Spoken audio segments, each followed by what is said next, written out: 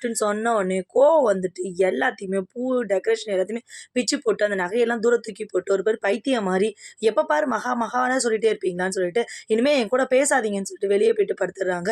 இத தெரிஞ்சுக்கிட்டு சித்ரா தேவி ஏதோ பிளான் பண்ணிட்டா போல அப்படின்னு சொல்லிட்டு எல்லாரையும் கூப்பிட்டு, "வாங்க வாங்க இங்க பாருங்க புது பொண்ணு எங்க வந்து படுத்துட்டு இருக்காங்க.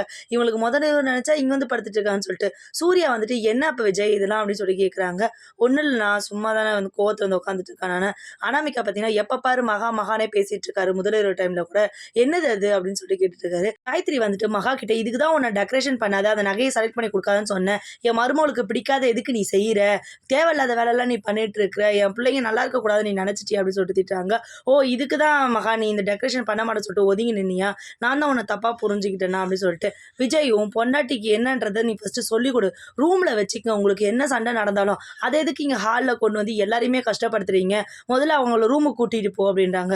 "சொன்னத செய்றியா இல்லையா விஜய்னோனே" சரி சொல்லிட்டு அனாமிகா உள்ள கூட்டிட்டு போயிறாங்க. "நான் பண்ணது தப்பு தான். இனிமே மகாவ பத்தி பேச மாட்டேன்" அப்படின்னு சொல்லிட்டு சொல்லிடுறாரு. அடுத்த நாள் காலையில பார்த்தீங்கன்னா, மகா எந்திரிச்சு வராங்க. அப்ப அனாமிகா வராங்க. ஒதுங்கி போயிடுறாங்க மகா. "இத நான் எதிர்பார்த்தேன். என்ன இப்படிதான் இருக்கணும். என் பேச்சுக்கு நீ வரவே கூடாது. உன்ன அடக்கி ஒடுக்கி இனிமே தான் வைப்பேன்னு" சொல்லிட்டு அவங்க அப்பா, அம்மாவுக்கு ஃபோன் பண்ணி பேசுறாங்க. இந்த மாரி மகாவ நான் இந்த மாரி பண்ணிட்டேன் அப்படின்னு சொல்லிட்டு ரொம்ப சந்தோஷம்.